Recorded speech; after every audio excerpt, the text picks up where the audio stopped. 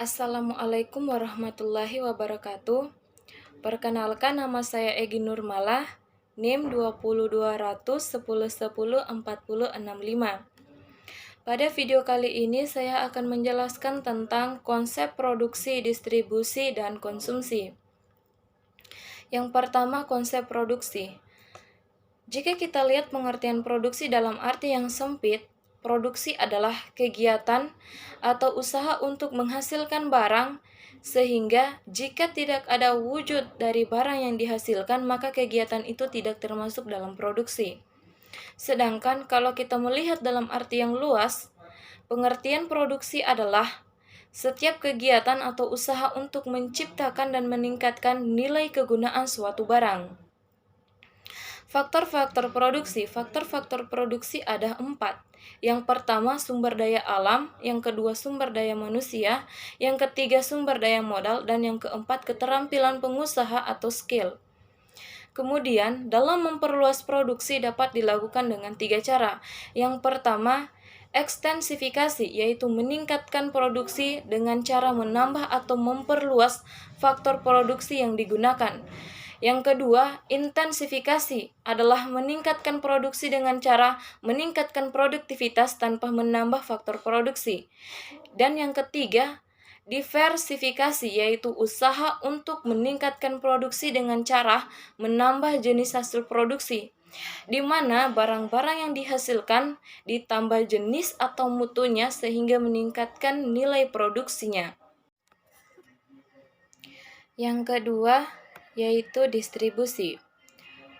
Distribusi adalah kegiatan untuk menyalurkan, memindahkan barang atau jasa dari produsen ke konsumen. Produsen adalah orang-orang yang memproduksi atau menghasilkan barang atau jasa.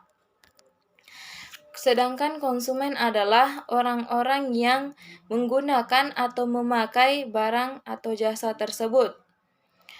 Fungsi distribusi ada 2, yaitu menyalurkan barang-barang dari produsen ke konsumen dan membantu memperlancar pemasaran sehingga barang-barang yang dihasilkan produsen dapat segera terjual kepada konsumen.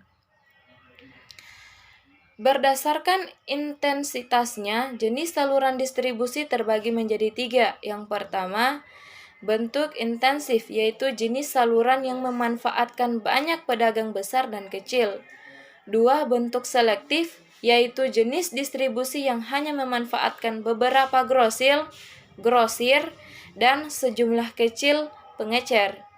Dan yang ketiga, bentuk eksklusif, yaitu saluran distribusi yang hanya melibatkan satu perantara dalam lingkungan masyarakat tertentu untuk menangani produk.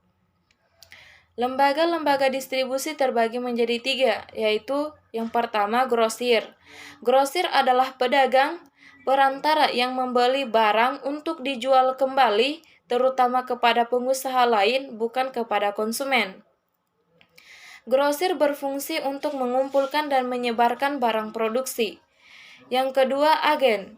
Agen adalah pedagang perantara yang tidak membeli dan memiliki barang yang mereka jual.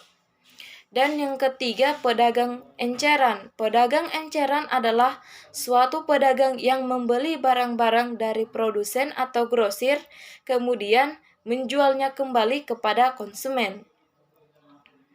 Alat-alat produksi. Alat-alat produksi ada 3. Yang pertama, alat pengangkut.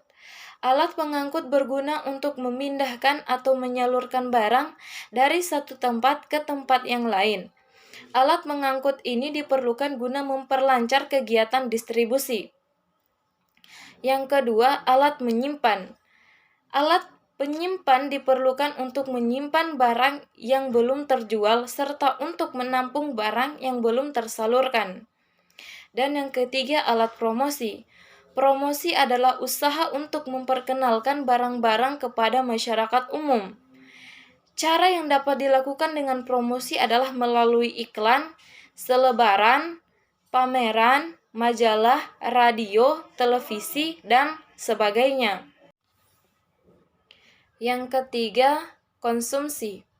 Konsumsi adalah tindakan manusia untuk mengurangi atau menghabiskan atau memakai guna suatu barang. Secara garis besar, barang konsumsi dibedakan menjadi dua. Yang pertama, barang konsumsi yang gunanya habis dalam satu kali pemakaian. Contohnya, makan dan minum. Yang kedua, barang konsumsi yang gunanya akan habis secara berangsur-angsur dan akhirnya akan rusak atau habis kegunaannya. Contohnya seperti televisi, handphone, radio, dan lain-lain. Faktor-faktor yang mempengaruhi orang melakukan konsumsi. Ada beberapa faktor yang mempengaruhi besar kecilnya konsumsi seseorang. Yang pertama, tersedianya barang-barang yang dibutuhkan. Apabila barang yang tersedia jumlahnya sedikit, maka seseorang akan mengurangi jumlah konsumsi. Yang kedua, harga barang.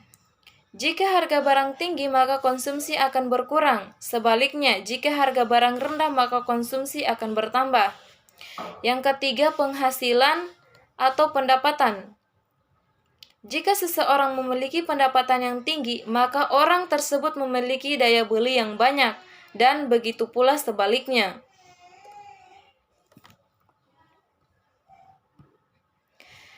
Nilai suatu barang. Nilai suatu barang adalah kemampuan suatu barang untuk ditukarkan dengan barang lain, serta kemampuan barang untuk dapat dipakai dalam memenuhi kebutuhan. Nilai suatu barang dapat dibedakan menjadi dua. Yang pertama, nilai tukar. Nilai tukar adalah kemampuan suatu barang untuk ditukarkan dengan barang lain. Contohnya, sepeda motor dapat ditukar dengan 3 buah televisi. Yang kedua, nilai pakai. Nilai pakai adalah kemampuan suatu barang untuk dapat dipakai dalam rangka memenuhi atau memuaskan kebutuhan manusia. Contoh, kita membeli listrik sebagai penerang di malam hari. Sekian video kali ini, saya akhiri dengan ucapan Assalamualaikum warahmatullahi wabarakatuh.